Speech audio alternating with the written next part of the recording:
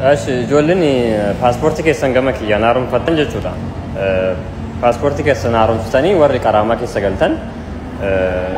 iqaamaa keessan yookaan viizaa keessan gara keessattiin gara WhatsApptiin na ergaa. Sababni isaatis immigireeshinii yeroo ammaa kana namoota tokkoof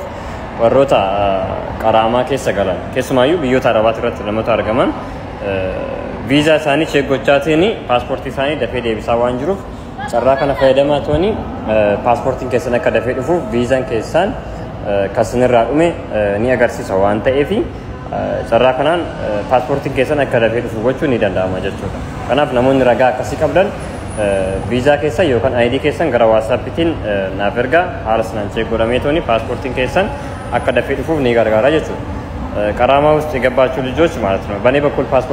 ፓስፖርታችሁን አፕላይ ያደረጋችሁ ወይም ደግሞ ያሳደሳችሁ ፓስፖርታችሁ ቶሎ እንዲመጣላችሁ ከፈለጋችሁ የመኖሪያ ፍቃድ ወይም አይዲ ወይም ደግሞ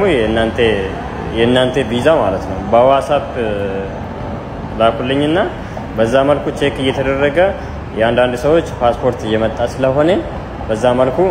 ቼክ ተደርጎ ፓስፖርታችሁ ቶሎ እንዲመጣ ማለት ነው። ከነቦደስ ነሞኒ ሃሩም ፈቹ በርባዳን ወዝራታን ወሮኒ ቀራማ ከሰ ገሉ ጠፊ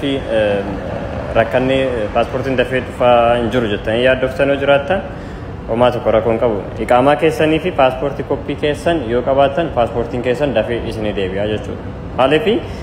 ቀራማ ከሰ ዋንገላ ጅርተን ሰበባ ሰናፍ ሞዩ ረጋ አይዲ ቀባችሁ ቀብዳ yoqamo ቪዛ ከሰን ቀባችሁ ቀብዱ ጀቹ dafee deebuudhaaf inni kun carra qabeessa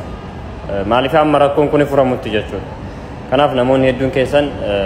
warri haaromfatanii immoo eegaa jirtan obsa paaspoortiin keessan deebi'anii dhufa homaa tokko rakkoon qabu yoo rakkoon jiraate immoo nuti kasin beeksifnu ta'a jechuudha kan namoota hundaati kan akka rakkina biyyattiiti kuni akkuma waliigalaatti jechuudha. Homaa waan nama shakkisiisu as keessan jiru jechuu barbaachisananii galatooma iddoo jirtanitti galgala gaarii isiniif haa ta'u.